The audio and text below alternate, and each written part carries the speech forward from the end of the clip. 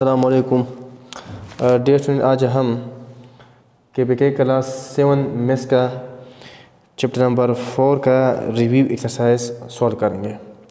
तो आज चलते हैं, इसको हम सॉल्व करते हैं। तो सबसे पहला क्वेश्चन नंबर 1 है। क्वेश्चन रिव्यू एक्सरसाइज में क्वेश्चन नंबर 1 में क्या है? Read the following statement carefully and write T in front of true statement and F in front of false statement. तो आप क्या करें, इन स्टेटमेंट को जो हमें दी गई है ये हम पढ़ेंगे। अगर ये ट्रू है तो इस बॉक्स के फ्रंट में जो बॉक्स है उसमें हम टी लिखेंगे, अगर ये फॉल्स है तो एफ लिखेंगे। अब इधर आते हैं पार्ट 1 पे। N 2 power 3 base is 3। तो ये तो हमने पढ़ा है कि ये जो 2 है ये क्या है? बेस है, और 3 क्या है? एक्सपोनेंट है। और ये क्या कह रहा है कि 2 पावर 3 में बेस क्या है? 3 है। हालांकि बेस हमारे पास क्या है? एक्सपोनेंट है। तो ये हमारे पास क्या है? फॉल्स है। तो इधर हम फ्रंट में लिखेंगे क्या? फॉल्स, यानी एफ लिखेंगे। यानी एफ का मतलब क्या होगा? फॉल्स। पार्ट 2 क्या है? n माइनस 5 की पावर 3 एक्सपोनेंट एज 2। यानी इसमें एक्सपोनेंट क्या है? अगर आप देखें तो 3 है। एक्सपोनेंट क्या है? 3 है। लेकिन ये क्या कह रहा है? Sorry, n minus 5 power 3 exponent as 2। ये माइनस 5 की पावर 3 में ये कह रहा है कि एक्सपोनेंट 2 है। हालांकि इधर 2 है ही नहीं, एक्सपोनेंट तो 3 है। तो ये हमारे पास क्या है? फॉल्स है। इधर हम लिखेंगे f। इस तरह 2 power 3 multiply by 2 minus 2 power 3 multiply by 2 की पावर माइनस 3 इक्वल टू 2 की पावर 6। मतलब यह है कि 2 की पावर 3 मल्टीप्लाई बाई 2 की पावर माइनस 3 हमारे पास किसके बराबर है? 2 की पावर 6। यह गलत है। क्यों? क्योंकि 2 की पावर 3 का 2 की पावर 3 मल्टीप्लाई बाई 2 की पावर माइनस 3 का मतलब यह है कि जब बेस सेम हो। सबसे पहले हम बेस देखेंगे। इस चैप्टर में हमने डिटेल से पढ़ा है, जब बेस सेम हो तो बेस हम कॉमन लेंगे और पावर ऐड करेंगे। तो 3 माइनस 3 क्या आता है? 0 आता है। और anything is power 0 equal to 1। और ये क्या कह रहा है कि 2 की पावर 3 मल्टीप्लाई बाई 2 की पावर माइनस 3 इक्वल टू 2 की पावर 6, जो क्या है? फॉल्स है, गलत है। तो इधर हम लिखेंगे फॉल्स।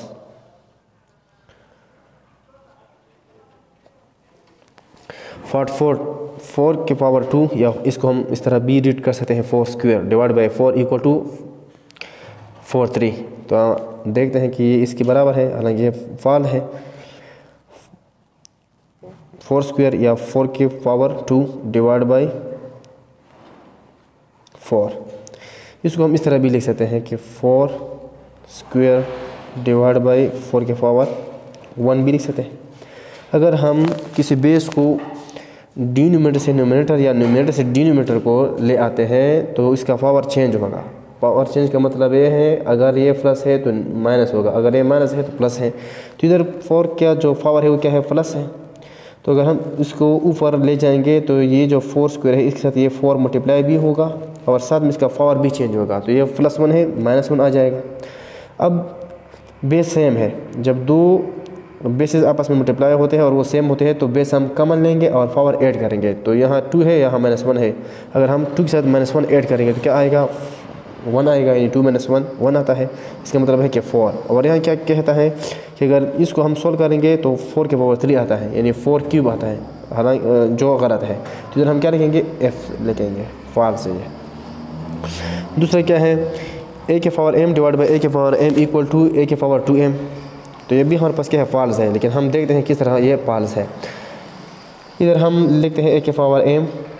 अगर ये a की पावर m हम ऊपर ले जाएंगे तो क्या होगा? मल्टीप्लाई भी होगा और साइन भी चेंज होगा।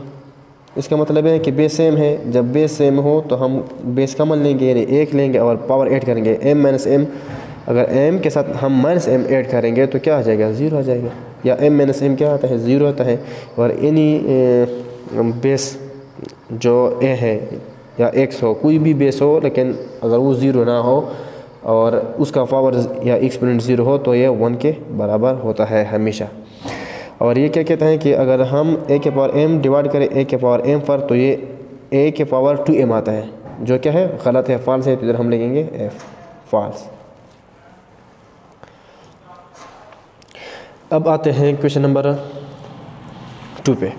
Fill in the blanks. खाली जगह क्या करें, 4 करें।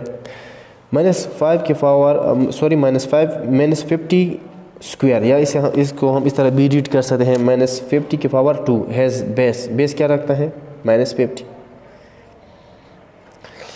a के पावर m into n, जब ये तो हमने पढ़ा है कि अगर 2 नंबर हो और उसके बीच में कोई भी साइन ना हो तो इसके बीच में हमेशा क्या होगा, मल्टीप्लाई का साइन होगा। यानी इसको हम इस तरह लिखेंगे 2 × 3, सपोज अगर इस तरह होता। या जब किसी भी बेस पे 2 पावर हो तो हमेशा आपस में मल्टीप्लाई होंगे।